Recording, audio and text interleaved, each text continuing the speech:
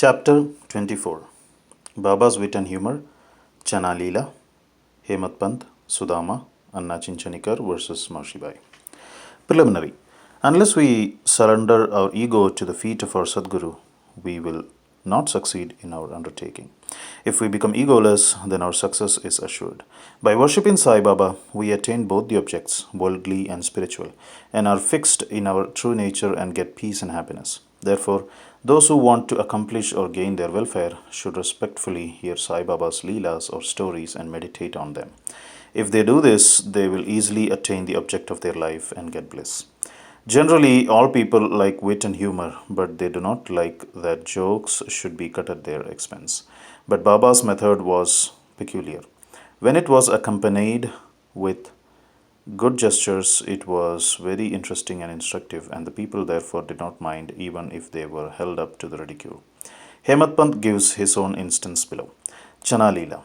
In Shirdi, a special bazaar was held every Sunday, and people from the neighboring villages came there, erected booths and stalls in the open streets, and sold their wares and commodities. Every noon the masjid was crowded, but on Sunday it was crowded to suffocation.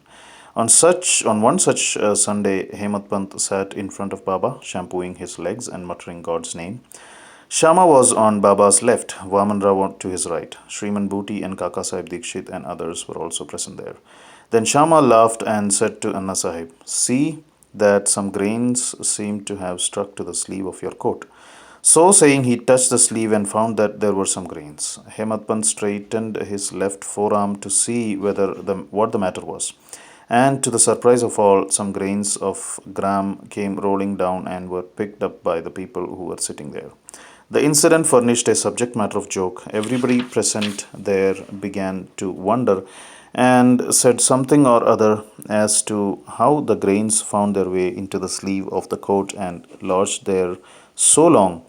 Hemat Pant also could not guess.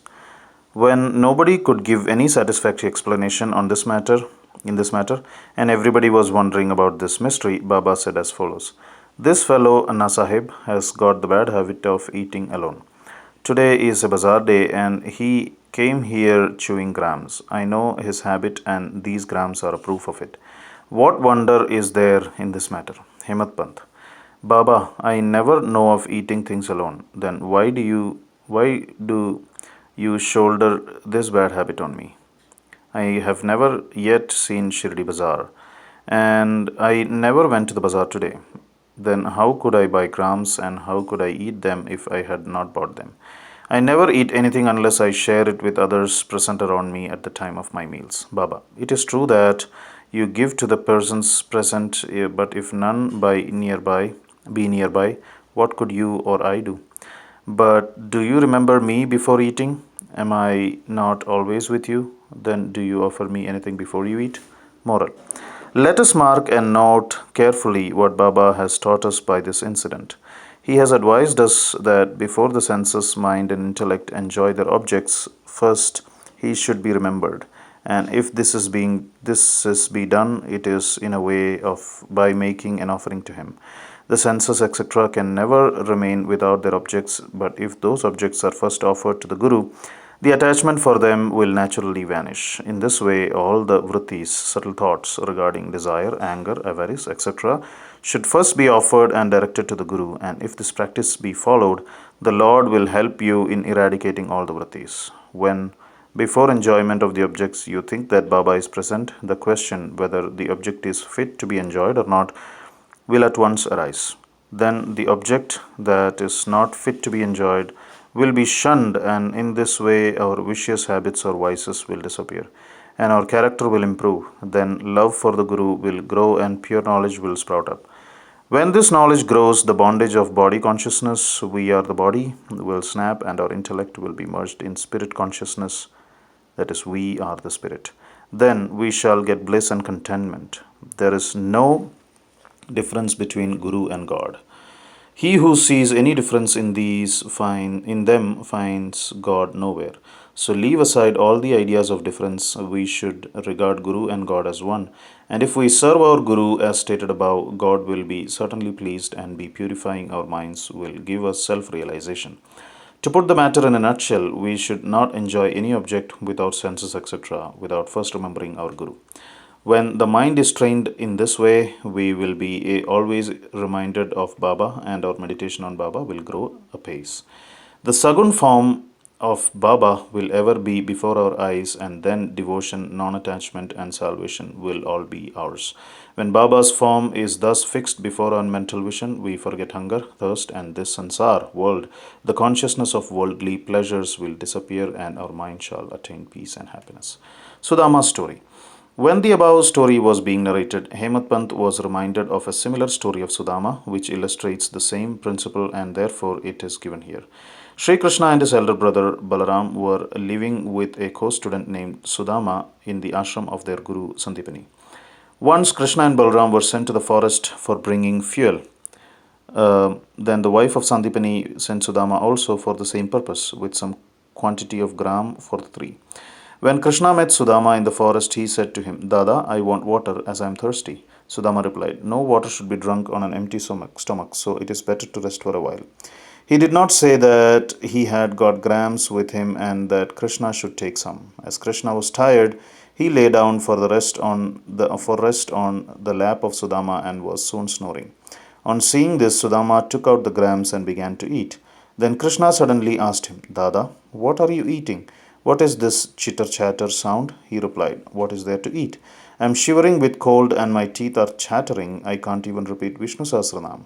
Hearing this, the omniscient Krishna said, I just had a dream in which I saw a man eating things of another, and when asked about this, he said, What dust should he eat? Meaning thereby he had nothing to eat. The other man said, Let it be so. Dada, this is only a dream. I know that you won't eat anything without me. Under the influence of the dream, I asked you what you were eating. If Sudama had known the omniscient Sri Krishna and his Leelas, he would not have acted as he did. Therefore, he had to suffer for what he did. Though he was a chum of Sri Krishna, he had to pass his later life in utter poverty. But when he later offered Krishna a handful of parched rice earned by his wife with her own labor, Sri Krishna was pleased and gave him a golden estate to enjoy. This story should be remembered by those who have the habit of eating things alone without partaking them with others. The Shruti also emphasizes this lesson and asks us to offer things first to God and then enjoy them after they are renounced by Him. Baba also had taught us the same lesson in his inimitable and humorous way. Anna Chinchanikar versus Marshibai. Hemat Pant now describes another witty incident in which Baba played a peacemaker's part. There was one devotee by name Damodar Ghanshyam Babare, alias Anna Chinchanikar. He was simple, rustic, and straightforward. He cared for nobody, always spoke plainly, and carried all dealings in cash. Though he looked outwardly harsh and uncompromising, he was good natured and guileless. So Sai Baba loved him. He has willed away all his property to Sri Sai Baba Sansthan, Shirdi. One day, like others, serving Baba in their own way, this Anna was shampooing the left arm of Baba, which rested on the Katada railing.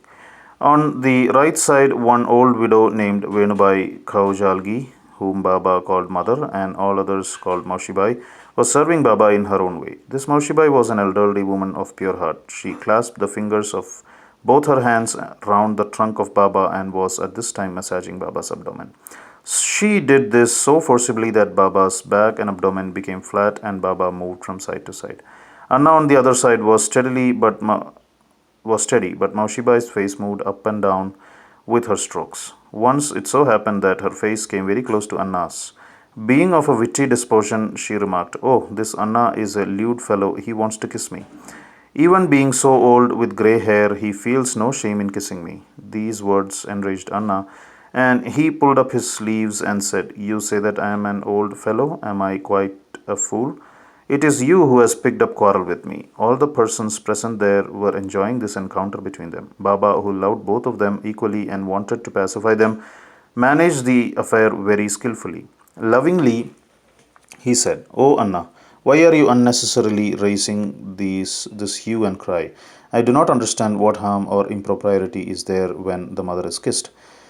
Hearing these words of Baba, both of them were satisfied, and all the persons laughed merrily and enjoyed Baba's wit to their heart's content. Baba's characteristics: his dependency on bhaktas.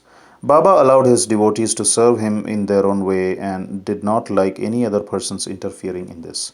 To quote an instance, the same Maushibai was on another occasion kneading Baba's abdomen. Seeing the force used by her, all other devotees felt nervous and anxious. They said, "O mother, be more considerate and moderate, otherwise you will break Baba's arteries and nerves." At this, Baba got up at once and from his seat and dashed his satka on the ground. He got enraged and his eyes became red like a live ember. None dared to stand before Baba. Then he took hold of one end of the satka with both the hands and pressed it in the hollow of his abdomen. The other end he fixed onto the post and began to press his abdomen against it. The satka, which was about 2 or 3 feet in length, seemed already to go into the abdomen, and the people feared that the abdomen would be ruptured in a short time. The post was fixed and immovable, and Baba began to go closer and closer to it, and clasped the post firmly. Every moment the rupture was expected, and they were all dismayed, did not know what to do, and stood dumb with wonder and fear.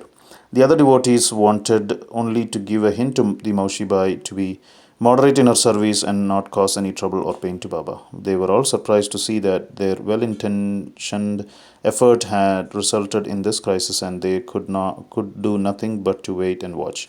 Fortunately, Baba's rage soon cooled down. He left the satka and resumed his seat. From this time onward, the devotees took the lesson that they should not meddle with anybody but allow him to serve Baba as he chooses, as he was capable to gauge the merits and worth of the service rendered unto him. Bow to Sri Sai, peace be to all.